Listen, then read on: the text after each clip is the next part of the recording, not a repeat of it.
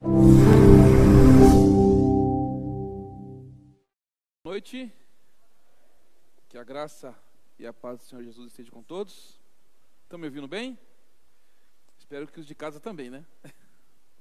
Muito bem, como diz o pastor, a gente tem essa coincidência de ingressarmos juntos aqui na subseção de Minas Gerais. Eu sou paranaense, sou de Curitiba e já rodei um pouco o Brasil aí, já morei no Rio Grande do Sul também, para gerenciar a Sociedade Bíblica do Brasil lá. Já trabalhei no Rio Grande do Sul, Santa Catarina, Paraná, e agora estou trabalhando em Minas e Bahia. Então quase 1.300 municípios aí para a gente atender e para semear a palavra de Deus. Como o pastor disse, estou residindo em Belo Horizonte e frequentando a Igreja Batista em Arão Reis, um bairro lá de Belo Horizonte. Eu, minha família, lá eu sou pastor de adolescentes na igreja. Pode ver meu perfil, eu tenho um cara de adolescente ainda, né? Os cabelos brancos é uma tintura que eu passei aí ultimamente, né? Nos últimos 20 anos eu tenho passado bem ela, né? Mas estamos trabalhando pela graça de Deus. Gente, eu vou fazer uma palestra hoje para vocês. Essa palestra geralmente ela é bem comprida. Eu vou tentar encurtar ela aqui hoje para vocês, mas para vocês terem uma noção do que é uma sociedade bíblica do Brasil e como funciona a parte de tradução de Bíblia. Geralmente as pessoas elas têm dificuldade em entender a questão de tradução de Bíblia. Por que precisa traduzir Bíblia? Ué, se já não tem uma Bíblia só, por que tem que ficar traduzindo a Bíblia sempre? Tem que ficar traduzindo sempre a Bíblia, sim. Então é isso que eu vou explicar para vocês. E outra coisa que eu vou explicar para vocês é por que o pastor lê um texto aqui e você acompanha na sua Bíblia, está diferente. Então eu vou explicar isso para vocês também nessa palestra. Tá bom? Deixa eu passando aqui. A Bíblia é um livro de comunicação. Deus se comunica com o seu povo através da palavra dele. Ok? Aí tem esse memezinho que circulou na internet há um tempo aí. Então, a pessoa querendo falar com Deus, Deus dá a palavra dele em resposta a essa petição. Deixa eu falar uma coisa para os irmãos. Essa fichinha que vocês estão preenchendo aí, quanto mais legível, melhor para mim. Porque depois eu vou adicionar vocês para a gente conversar. Eu vou mandar essa palestra para vocês pelo WhatsApp. Ok? Então, se quiserem anotar, pode anotar. Se não quiser, depois eu mando ela completinha para vocês pelo WhatsApp, em PDF. Ela fica bem levezinha, dá para vocês acompanharem depois. Até porque algumas coisas eu vou ter que suprimir aqui, por causa do tempo. Então, depois vocês podem conversar, ler e a gente conversar pelo WhatsApp. Tá bom? Quantos aqui já leram a Bíblia toda, de capa a capa? Levanta a mão. Muito bem. Isso é importante. A Bíblia é a palavra de Deus e contém a palavra de Deus. Não importa o formato que você lê a Bíblia. O importante é você ler a Bíblia, viver e compartilhar ela. Ok? Vamos lá. Como surgiu a Sociedade Bíblica pelo mundo? Foi através de uma menina que ela teve um sonho, um desejo de ter a Bíblia, e ela queria ter a Bíblia no seu idioma. Então ela percorreu 40 quilômetros a pé, depois de 9 anos juntando dinheiro, para conseguir a sua Bíblia. Na época dessa menina, para comprar uma Bíblia, custava o valor de um carro popular. Imagina vocês terem que juntar dinheiro 9 anos para comprar uma Bíblia. Imagina vocês um carro popular e vão pegar um Palio. Você tem que vender um Palio para comprar uma Bíblia. Era assim na época. Era muito difícil ter as pessoas terem acesso à palavra de Deus. Isso aconteceu há mais de 200 anos, lá no país de Gales. E hoje você consegue comprar a Bíblia aí por preço muito, mas muito acessível. E quando surgiu as sociedades pelo mundo, a ideia era levar a Bíblia a todos, numa linguagem que todos pudessem entender e a um preço que todos pudessem pagar. E é assim até hoje. A gente faz tradução de Bíblia o tempo todo, às vezes involuntariamente. Por exemplo, quem trabalha com criança, especialmente na igreja, traduz Bíblia para criança o tempo todo. Você não pega um texto bíblico e lê conforme os adultos lêem aqui no culto. Você vai trabalhar com criança, você vai falar na linguagem da criança. Você vai diminuir os nomes, por exemplo, Davi, você fala Davizinho, né? Jacó, o Jacozinho, e assim vai. Você vai adaptando para uma forma que a criança entenda melhor o texto. Isso chama-se tradução de Bíblia. A gente não pode alterar o sentido da palavra de Deus de forma nenhuma. Você tem que colocar palavras que as pessoas entendam. Aqui são algumas datas importantes, depois a gente vai ver na apresentação que eu vou mandar para vocês. E nós estamos no Brasil há 72 anos, Sociedade Bíblica do Brasil, mas existem mais de 200 pelo mundo. O que é a Sociedade Bíblica do Brasil? Nós somos uma entidade sem fins lucrativos. Nós não somos uma loja, nós não somos uma empresa, nós somos uma entidade social, sem fins lucrativos, dedicada a disseminar a palavra de Deus. E por meio dela promover o desenvolvimento integral do ser humano. Nós entendemos que a palavra de Deus ela muda o ser humano por completo. Não é só espiritualmente, não é só fisicamente, mas é por completo. A palavra de Deus transforma vidas. E por isso que nós fazemos o que fazemos. Semeando a palavra de Deus a todo momento. A nossa missão é semear a palavra que transforma vidas. Ok? Gente, eu estou correndo assim, mas se vocês tiverem alguma dúvida, você levante a mão aí, eu paro e volto. Tá bom? Eu normalmente já falo muito rápido, né? Então vocês já, qualquer coisa vocês me parem aí. Aqui algumas coisas que a gente faz, alguns programas de impacto social, nas escolas, nas comunidades, nos hospitais. Deixa eu ver aqui, ó. Situações de calamidade, por exemplo, ano passado a gente trabalhou muito em Brumadinho. Nós tivemos lá uma distribuição maciça de quase 12 mil Bíblias. Então toda a casa de Brumadinho recebeu uma Bíblia, né, num momento muito difícil para aquela cidade. Nós tivemos presentes lá fisicamente em 3 meses, trabalhando com as famílias, abraçando as famílias, trabalhando com o luto das famílias, né? Comunidade terapêutica, presídios, tudo isso a gente leva a palavra de Deus. Como eu disse no começo, quem pode pagar, paga. Quem não pode, recebe a Bíblia. O que não pode acontecer é a pessoa não ter acesso à palavra de Deus. Ok? Vamos lá. E nossa função é dar apoio e ter um relacionamento com as igrejas. Como nós não somos uma empresa, nós também não somos uma igreja. Nós servimos as igrejas. Então, toda denominação cristã, nós servimos com a palavra de Deus. Ok? A gente se sustenta de vendas das escrituras e de ofertas. Muitas pessoas ofertam pelos nossos programas sociais, que eu vou apresentar para vocês no final. Então, a nossa área de atuação é no Brasil todo, né? Temos uma sede nacional lá em Barueri, São Paulo. Eu falo lá, mas é mais perto de vocês do que para mim, né? Temos 9 regionais pelo Brasil, temos 2 barcos da Bíblia no norte e nordeste do Brasil, 2 ônibus e um caminhão, todos esses voltados para levar a palavra de Deus às pessoas, especialmente nos lugares mais distantes. Ok? O que nós somos? Uma editora de Bíblias? Também. Uma ONG que desenvolve programas sociais? Também. Uma organização que serve as igrejas? Muito. Né? Uma organização voltada para as pessoas? Também. E uma gráfica de Bíblias. No Brasil, hoje, nós temos a maior gráfica de Bíblias do mundo. É aqui no Brasil. A gente consegue produzir uma Bíblia a cada 3 segundos. Então, é muita Bíblia que a gente produz. Daqui a pouco eu vou passar para vocês. Então, o que a gente faz? Traduz, produz e distribui a palavra de Deus a todos os povos, em todos os lugares, em todas as situações. Essa é a nossa função. Então, temos uma equipe que a gente trabalha em conjunto com as igrejas, mas quem faz esse trabalho de levar a palavra de Deus, explicar a palavra de Deus, falar a palavra de Deus, são as igrejas. São os missionários das igrejas. Ok?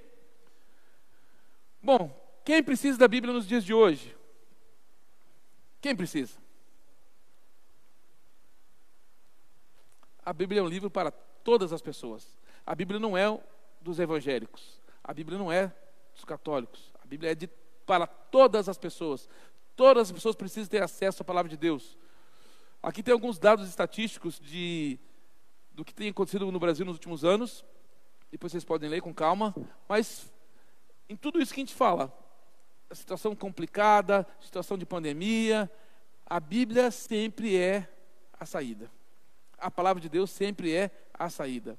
Por exemplo, nessa pandemia nós publicamos uma Bíblia chamada Vencendo o Medo, onde ela tinha 10 estudos voltados de como vencer o medo da pandemia.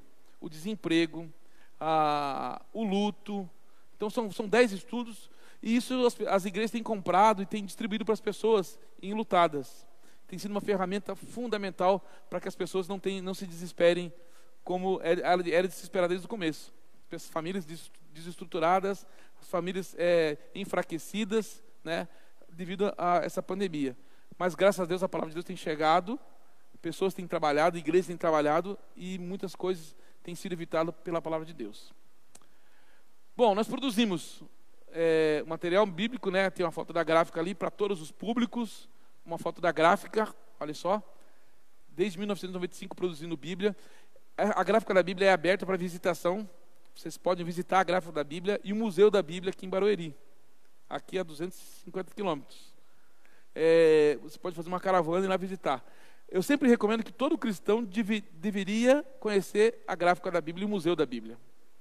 A nossa cabeça se abre de uma forma tão grande que a gente consegue entender como é feito o cuidado da palavra de Deus até hoje. Ok? E nós, na Sociedade Bíblica do Brasil, temos 5 versões de Bíblias. No Brasil tem várias, mas nós temos 5. Uma tradução brasileira, a versão corrigida, muito utilizada no Brasil, a versão atualizada, que ainda é oficial da Igreja Batista, né? A versão atualizada, a nova tradução na linguagem de hoje, e a versão Nova Almeida atualizada, que é mais recente. São 5 versões que nós trabalhamos no Brasil, pela Sociedade Bíblica do Brasil. Bom, falar em tradução. Vocês têm uma ideia de quantas línguas se falam no Brasil? Alguém quer falar? Pode chutar. Fala, filho. 150. Não, calma. Mas você chegou mais perto até agora. Só você falou, então, 150. Geralmente, quando falo essa pergunta, as pessoas falam 3, 5, 10 línguas.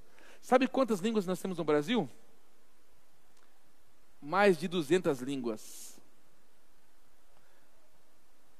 180 línguas são indígenas. Muitas dessas pessoas que falam essas línguas indígenas não têm nem escrita e falam uma língua. Um grupo de 50 pessoas, 100 pessoas, 150 pessoas, que só eles falam aquele idioma. Então, o trabalho para traduzir Bíblia para essas pessoas é muito difícil. Estima-se, pessoal, que hoje estão acontecendo pelo mundo todo, mais ou menos 500 traduções de Bíblias. 500 estão acontecendo agora, 500 pelo mundo todo. 500 traduções de Bíblia acontecendo. E uma tradução, ela pode demorar de 20 anos, 50 anos, 100 anos, passa de pai para filho, para os netos. Então é um trabalho muito, mas muito demorado. Para vocês terem uma noção, em 2013,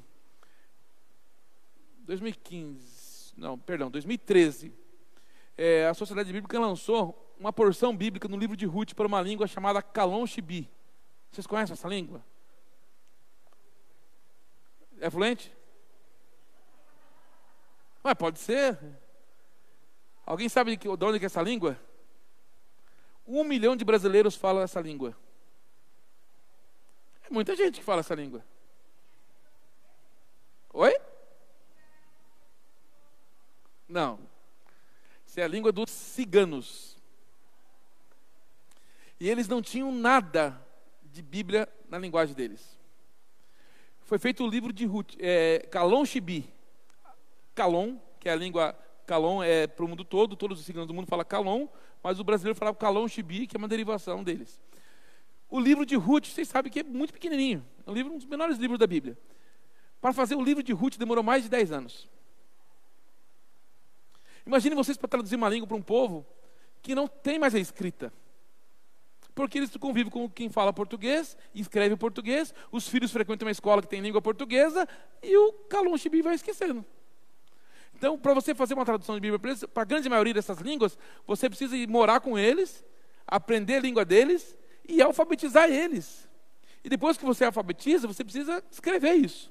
Depois que você escreve, você precisa digitar isso. Como é que você vai digitar uma língua que não existe? Você precisa criar um programa que digite aquela língua e depois que está digitado, você precisa testar para ver se aquilo que você escreveu é o que você quis dizer. Então, é muito complexo. Isso demora-se anos e anos e anos. Por isso que demora-se muito para fazer uma tradução de Bíblia.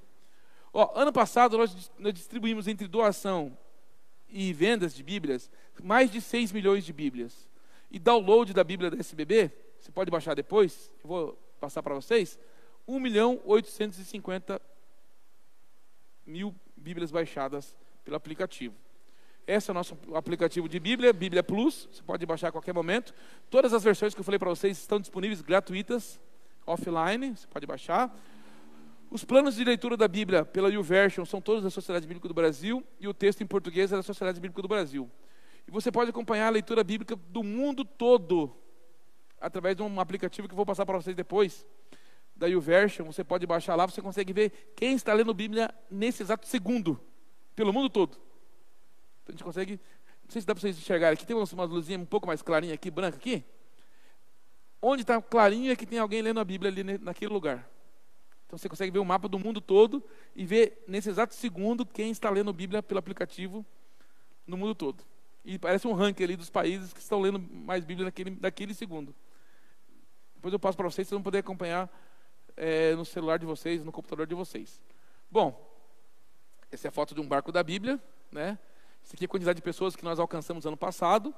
Olha só, pessoas cegas e surdas, nós alcançamos aí muitas pessoas ano passado, que é um dos nossos grandes trabalhos, com o público cego e surdo.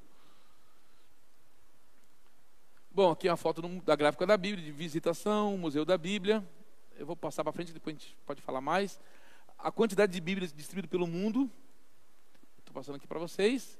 Olha só, até 2018, existiam Bíblias completas, traduzidas, 674. Novo Testamento, 1.515 línguas tinham o Novo Testamento, só o Novo Testamento. E 1.135 partes da Bíblia, um livro ou outro. Ou seja, aqui ó, traduzidos nós temos 3.324 Bíblias ou partes da Bíblia traduzida, mas temos 3.773 que não tem nada de Bíblia pelo mundo todo. Obviamente que esses são os menores, são aqueles povos que quase não são alcançados. Muitas pessoas a gente não consegue nem acesso a eles, mas tem uma língua lá. Então assim, língua ela vai mudando muito rápido, né? Mesmo quando a gente vai traduzir uma Bíblia para eles, com o tempo que a gente está traduzindo, a língua deles também já mudou, já entrou palavras novas, saíram palavras, então você precisa ficar atualizando. Então, nós estamos muito longe daquilo que a gente precisa chegar ainda. Ok? Aqui tem algumas curiosidades. Só que no Brasil nós produzimos mais de 30 idiomas. Ok? O Brasil é o maior produtor de Bíblias do mundo. Nós conseguimos fazer uma Bíblia a cada 3 segundos. O Brasil atende mais de 100 países. 24 mil quilômetros de papel são feitos por ano, que daria para dar 7,2 voltas na Terra. Papel feito nas Bíblias no Brasil. E todos os papéis da Sociedade Bíblica, que são papéis específicos para a Bíblia, eles são todos de reflorestamento. A gente não usa material que não seja reflorestado. Ok? Bom, agora eu vou fazer algumas perguntas para vocês, para ver como é que vocês estão aí, de EBD, de estudo bíblico. Vamos lá. Quantos livros nós temos na nossa Bíblia e quantos tem na Bíblia católica? Vocês lembram? Pode tirar a máscara e falar. Quantos que é? 66, a protestante, e a católica, vocês lembram? Quase. 66 protestante, 72 livros católicos. Vamos lá. Quantos capítulos tem a Bíblia? Não vale contar agora. 1189. Quantos versículos tem a Bíblia? Olha lá. Mais ou menos. 31.102 versículos. Quais os livros da Bíblia terminam com ponto de interrogação? No original. Olha lá. Lamentações, Jonas e Naum. Vamos lá. Qual é o menor livro da Bíblia? Menor livro. 2 João. Vamos lá. Qual é o menor capítulo da Bíblia? Isso é fácil. Salmo 117, muito bem. O menor versículo da Bíblia? Jesus chorou agora de novo, irmão. Porque não é. Todo mundo cai nessa. Depende da versão da Bíblia. Na corrigida é o segundo, Lucas 20:30, e na atualizada é disse Jó. Jó 3:2. Depende muito da versão da Bíblia. Ok? A divisão de capítulos e versículos aconteceram bem depois, né? 1200, 1500. E o livro mais traduzido no mundo todo é o Evangelho de Marcos. Marcos, pelo seguinte, porque ele é menor, então você faz ele mais rápido e mais barato. Então, produz o Evangelho de Marcos, é o mais difundido. Ok? O significado da palavra Bíblia é um plural, né? Que significa livros, uma coleção de livros, né? Então, quando você vai dar a Bíblia para alguém, se está com todos os livros, é uma Bíblia sagrada, é a coleção completa. Se você vai doar um Novo Testamento para alguém, Não é a Bíblia, é o Novo Testamento. Ok? A Bíblia é o nome que nós damos para a coleção completa dos livros. Ok? E a própria Bíblia fala dela com outros termos. Escritura, escrituras, palavra de Deus, palavra e assim vai. Ok? Por que tem que traduzir Bíblia? Para que o maior número de pessoas entenda o que está sendo lido. Como eu falei no começo, a Bíblia é um livro de comunicação. Deus comunica com o povo. Nós comunicamos com o povo. E nós temos que falar a língua que eles entendam. Não adianta nada eu falar aqui um idioma que vocês não entendam. Certo? Então precisa ser dito aquilo que está escrito. Então, a tradução é possível, necessário. E foi assim desde o início. Que é só um texto bíblico que fala sobre tradução de Bíblia. A própria Bíblia falando de tradução de Bíblia. Eles iam lendo o livro da lei e traduzindo. E davam explicações para que o povo entendesse o que era lido. Quando ouviram a leitura da lei, eles ficaram tão comovidos que começaram a chorar. A própria Bíblia falando de tradução de Bíblia na época que não era nem Bíblia. Olha só que coisa. O que é traduzir? É transferir ou passar uma língua para outra. Envolve muito mais do que substituir palavras. Olha só que interessante. Por exemplo, se eu traduzir aquele texto que Jesus é o pão da vida para uma tribo indígena que não sabe o que é pão, faz sentido para eles? Eles nunca viram pão. Eles não sabem, nunca mexeram com trigo, não sabem o que é isso. E se eu colocar para eles que Jesus é a banana da vida, é a mandioca da vida, é o peixe da vida, eu estou mudando o texto? Eu estou adulterando o texto? Não, eu estou colocando para eles que Jesus é a principal refeição deles. Que Jesus é o principal alimento que eles precisam. Jesus é o pão da vida. Para a época que foi escrito, obviamente o pão estava em alta, todo mundo sabia o que era pão. Mas em uma tribo que não conhece pão, como é que você fala? Você pode falar que Jesus é o mandioca da vida, a macaxeira da vida, o que for, desde que aquilo seja o principal alimento deles. Isso não é mudar o texto, isso é colocar palavras que as pessoas entendam. Ok? É recontar na língua-alvo a forma mais exata e natural possível. Sempre que possível, fala sempre o que o texto quer dizer. Mas algumas vezes a gente não consegue colocar a palavra que a pessoa entenda. Tem palavras que num idioma consegue colocar. Tem palavras que outro idioma não existe. Você não consegue tradução para aquilo. Então você coloca o mais próximo possível. Ok? Por exemplo, no Brasil nós temos um problema sério, que o Brasil muda muito rápido as palavras. A gente não percebe. Mas tem palavras que a gente dizia há 20 anos atrás que não fala mais. A gente não fala palavras antigamente, de 20 anos atrás. Ditados populares de 20 anos atrás não faz menor sentido hoje. Eu tenho um filho de 14 anos. Quando eu conto para ele uma história, uma piada, alguma coisa, e ele não ri, eu falo assim: ô filho, não caiu tua ficha? Ele não sabe o que é ficha. Ele tem 14 anos, ele nunca viu uma ficha. Você já viu uma ficha, menino? Alguém te mostrou. Mas eu, antiga...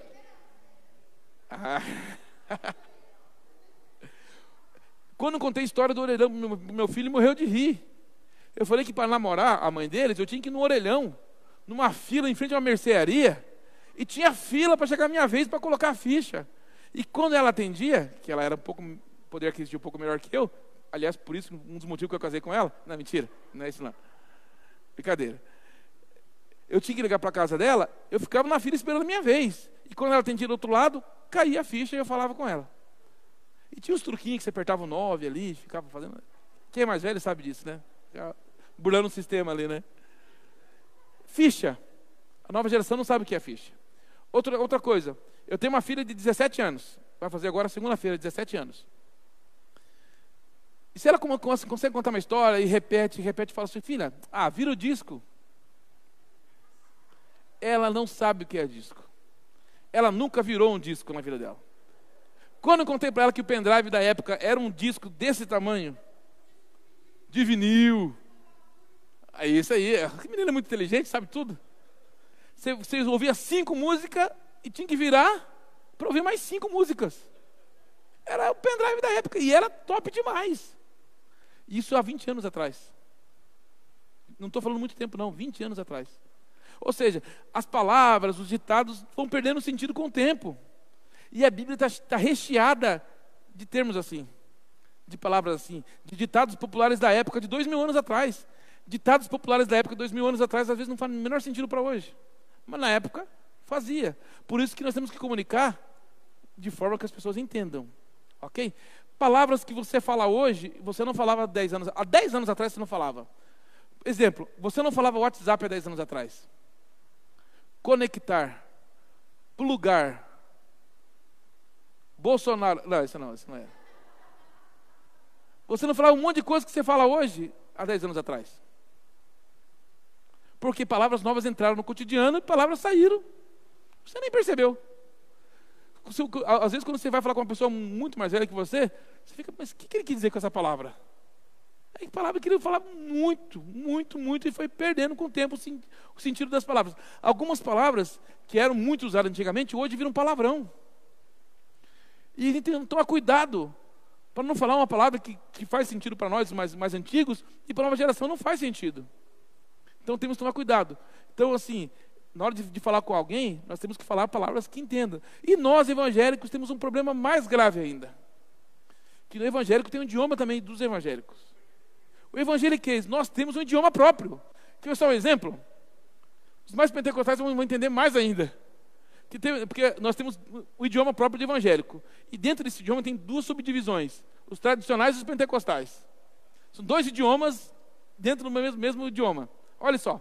Se passa uma pessoa na rua e o cara fala, aê, vaso. O crente entendeu o que ele quis dizer. E ficou felizão, olha que legal. Quem não é crente fala, meu Deus, ele chamou o cara de privada. E ele gostou.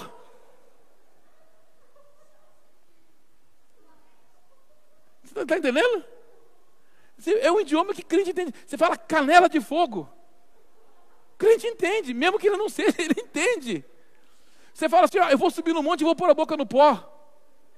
Crente entende. Se eu falar isso em BH, dá problema, porque o Aécio Neves mora lá. E se eu falar que eu coloquei a boca no pó, tá complicado o negócio. Você está entendendo? São jargões, palavras que só crente fala. E nós queremos comunicar com o povo que não é crente, falando a linguagem de crente. Nós estamos falando idioma e eles estão entendendo outra coisa. Isso acontece muito, sem a gente perceber, com as canções que a gente canta. Tem canções muito lindas, que às vezes não faz o menor sentido para quem não conhece. Por exemplo, tem uma canção muito linda que fala, no santo dos santos a fumaça me esconde.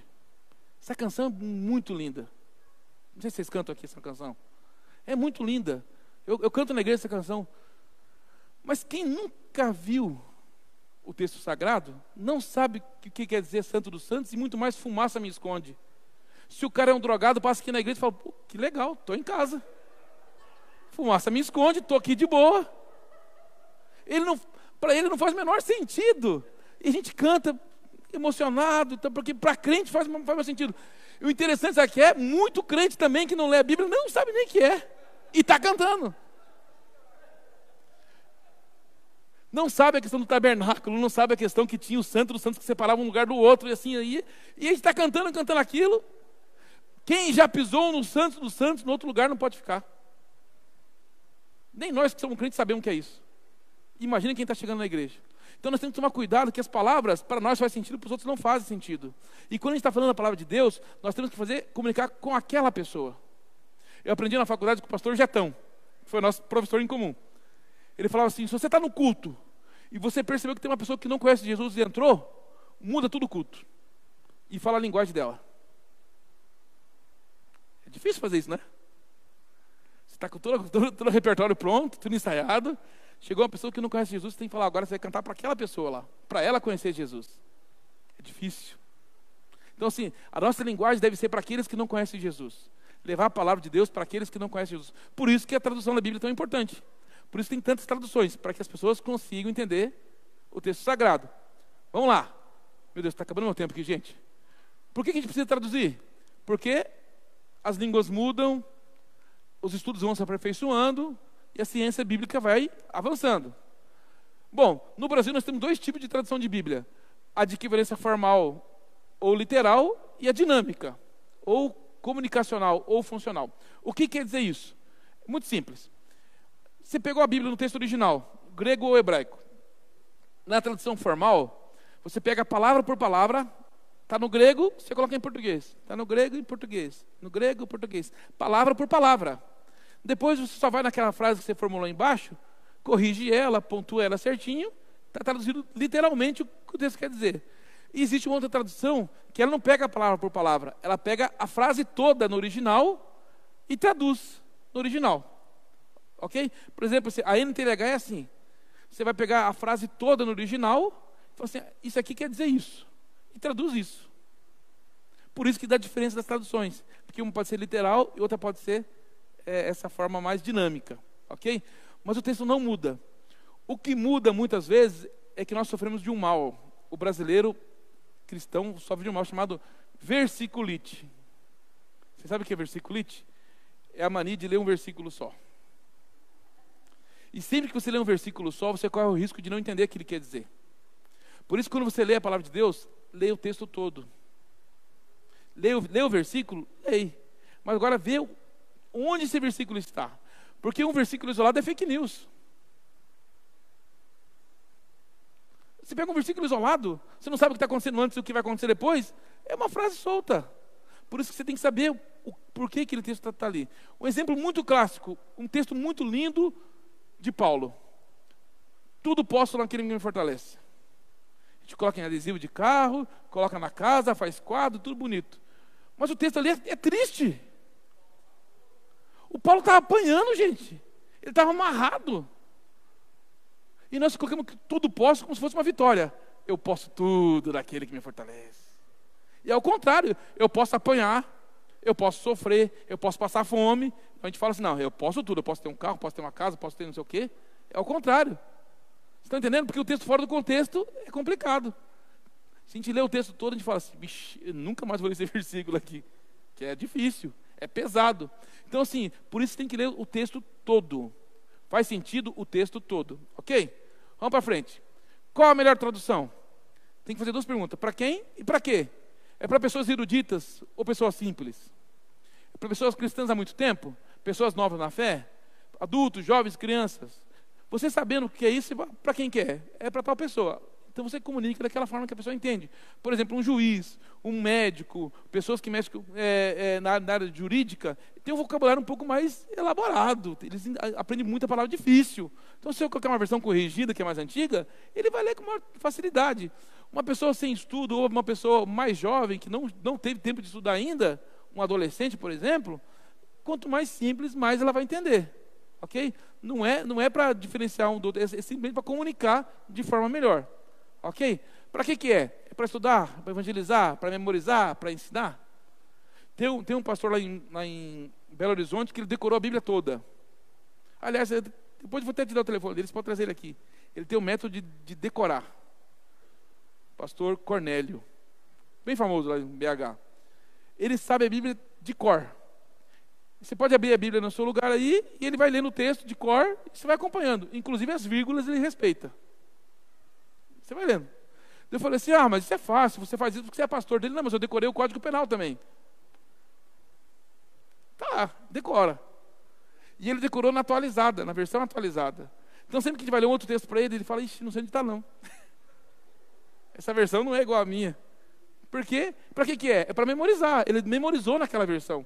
E nós temos versículos de estimação. Tem uns versículos que a gente sabe onde está, né? A gente fala sempre ele, porque isso fica gravado no coração. É errado você ter um versículo assim? Não. É a Bíblia que Deus colocou no seu coração. Você foi evangelizado nela, você aprendeu a ler nela. Então, continue com ela. Bom, a transmissão do texto bíblico. Vamos começar aqui. Deixa eu passar para frente aqui. Nosso tempo está acabando. Rapidão aqui. Bom, a escrita começou, a gente aprendeu isso na escola, né? A escrita cuneiforme, que era feita em pedras e tudo mais. Depois veio aqui o papiro. O papiro foi a primeira vez que colocaram o texto sagrado nele. O papiro era uma planta, você tirava, tipo um bambu, né? Você tirava dentro dela um fio e tecia aquilo, fazia um paninho e escrevia. Para a época, foi muito complicado. Olha só vocês, a palavra de Deus, ela era só falada, era só via oral. Só se falava a palavra de Deus. Eles decoravam o texto sagrado. O Pentateuco todo era trabalhado nas escolas, na sinagoga não, no tabernáculo e tudo mais, de forma decorada. Só decorado. Quando colocou no papiro, o pessoal falou assim, meu Deus, e agora? A palavra de Deus santa, perfeita e imaculada está sendo escrita num pano. Olha que blasfêmia. Passou muitos anos, vieram os pergaminhos, com couro de animais. Meu Deus, que tragédia agora. A palavra de Deus, que era santa, que era só falada, alguém colocou num pano, e agora está num couro de animal. Em rolo, aquele rolo compridão, escrito a palavra de Deus. Daí teve uma pessoa que teve uma ideia. Esse rolo aqui está muito comprido, vamos cortar ele? Ó, o rolo aqui. Depois, vamos cortar ele, vamos fazer ele em códice, que é cortado um pedaço de rolo, que é similar ao caderno que nós temos hoje. Em vez de ficar escrevendo aquele texto compridão, vamos fazer ele em várias partes. Né? Meu Deus, cortaram a palavra de Deus. Que blasfêmia, cortaram a palavra de Deus. Isso deu muito problema. Depois, vieram as pessoas, os escribas, os copistas, que começaram a copiar a palavra de Deus, na mão. Pessoas trabalhavam nisso e morriam fazendo isso. A maioria deles morriam muito novo, porque dava problema em coluna, de ficar o dia inteiro escrevendo. Eles escreviam a palavra de Deus. Meu Deus, a palavra de Deus que era só falada, foi para um papel, foi para um couro de animal, cortaram esse couro, agora tem um cara lá que eu não conheço, que está escrevendo a palavra de Deus. Passou-se os anos, inventaram uma máquina que imprimia isso. Agora a palavra de Deus agora é mecânica. Agora tem uma máquina que vai escrever a palavra de Deus. Imagine na época, gente, o transtorno que isso deu. A palavra de Deus, santa, perfeita, imaculada, que era só falada, que foi para um papel, que foi para um couro, que cortaram o couro, que foi para um cara que escreveu, agora a máquina está fazendo. Depois, veio o digital. Hoje você tem a Bíblia no seu celular, no seu tablet, no seu computador, você liga a televisão, passa a Bíblia lá, você liga o rádio, tem alguém falando da Bíblia lá. Meu Deus, que blasfêmia. Era só falado, foi para um pano, foi para um rolo, cortaram o rolo, um cara escreveu, um cara copiou através de uma máquina, agora nós temos a qualquer momento. Detalhe, eu tinha uma Bíblia só que eu levava para a igreja. Hoje eu posso carregar 200 Bíblias dentro do meu celular. É ruim? Não. A palavra de Deus está sendo difundida. Gente, a forma muda, mas a palavra do Senhor permanece para sempre. Esse é o segredo. A palavra do Senhor permanece para sempre. Não importa o modelo, a palavra do Senhor permanece para sempre. Vamos lá. No Brasil nós temos 5 versões que eu falei. A versão corrigida de 1898, que tem 12.000 palavras. Depois veio a atualizada com 8.000 palavras. Depois veio a nova tradução de linguagem de hoje com 4.000 palavras. E todas elas dizem a mesma coisa. Tem uma tradução histórica de 1917, que é a tradução brasileira. E em 2017 surgiu a nova meio atualizada. Todas elas contribuem, colaboram para a semeadura da palavra de Deus, para que pessoas entendam de forma mais clara o texto sagrado. João Ferreira de Almeida tem aqui a história dele, vou passar para frente. As influências das traduções preservam línguas, elas contribuem e expandem para o reino de Deus, mas falta muito para a gente fazer, falta muito, ok? Uma obra que não se acaba. A gente estima que Jesus vai voltar e não vai ser traduzido para todo mundo ainda. Obviamente que muitos desses povos que não têm a Bíblia na sua língua, têm uma língua próxima. Por exemplo, os índios não têm na sua totalidade a Bíblia, mas tem em português que eles leem, ok? Mas a Bíblia fala, geralmente, a gente fala que a Bíblia fala do coração, né? Na língua do coração. Eu vou comparar aqui alguns textos para vocês terem uma ideia de como que é essa questão da tradução bíblica. Cânticos 5:10. Diz assim o texto: o meu amado é cândido e rubicundo. Cândido e rubicundo se falava-se, é muito normal falar essa palavra. Em 1898. Em 56, ficou o meu amado é alvo e rosado. Depois ficou o meu amado é o mais bonito e o mais forte, seu belo rosto é corado. Eu estou indo sempre da mais antiga para a mais nova. Entendendo? E na atualizada ficou o meu amado é o mais alvo e rosado, o mais destacado entre 10.000. Outro texto, Jó 15:27. Porquanto cobriu o rosto com a sua gordura e criou enxúndia nas ilhargas. Isso era muito comum, enxúndia nas ilhargas. Depois ficou enxúndia nas ilhargas ainda. Depois ficou o seu olhar é orgulhoso e o seu coração é egoísta. Nossa, que diferença. Depois ficou porque cobriu o rosto com a sua gordura que se acumulou também na cintura. Enxúndia nas ilhargas, meus irmãos. Eu não vou nem mostrar no Facebook. essa manta que nós temos aqui, ó. Isso chama-se enxúndia nas ilhargas. Então, você queria chamar, como você não pode fazer bullying com os gordinhos, você fala que ele tem enxúndia nas ilhargas. Está resolvido, é bíblico, não briga com ninguém, não é bullying, né? Enxúndia nas ilhargas. Olha só. Mas o que tem a ver, pessoal? O que tem a ver aqui? O seu olhar é orgulhoso e o seu coração é egoísta. O texto está falando dos amigos de Jó. Você não está vendo, Jó, o que está acontecendo com você? Você perdeu tudo. Parece que o seu olhar é orgulhoso. O seu coração está egoísta, meu amigo. Ou, em outras palavras, na linguagem deles, parece que você acumulou gordura nos teus olhos, você não está vendo nada, parece que a gordura desceu e está acumulando na tua cintura. Você não está vendo? Era a forma que se dizia na época. Outro texto. Beba a água da tua fonte, das correntes do teu poço. Beba a água da tua própria cisterna, das correntes do teu poço. Seja fiel à sua mulher e dê seu amor somente a ela. Bebe a água da tua cisterna e das correntes do seu poço. O que isso quer dizer? O texto está falando de fidelidade o tempo todo.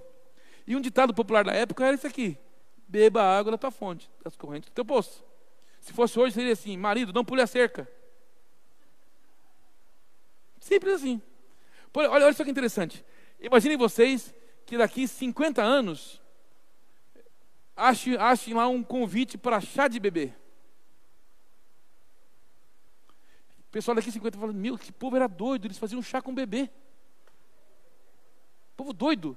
Fazia chá de lingerie, chá de panela, chá de casa nova. Como é que faz um chá de casa nova? O povo lá era doido. Daqui 50 anos vão dizer. Por quê? Porque daqui 50 anos isso não vai fazer o menor sentido para eles. Estão entendendo? As coisas vão mudando muito rápido. Vamos lá, outro texto para acabar. Por isso também vos dei limpeza de dentes em vossas cidades e falta de pão em vossos lugares. Também vos deixei de dentes limpos. Amós 4:6. Eu fiz com que faltasse comida em todas as cidades e todos passassem fome. Eu também deixei que vocês ficassem sem ter o que mastigar em todas as suas cidades e com falta de pão em todos os lugares. Resumindo, quem não come, não suja os dentes. Simples assim. Por isso que as traduções ajudam a gente a entender melhor o texto. Ok? Vamos lá. Porque antigamente se falava assim: ah, não vai sujar os dentes hoje? Como assim sujar os dentes? Não comi? Exatamente, não comeu, por isso que você não sujou os dentes. Vamos lá. Outro texto. Vou passar para frente rapidão aqui. Em que língua Jesus falaria se ele estivesse aqui presencialmente hoje? Ele falaria a sua língua, falaria igual eu lá do Paraná.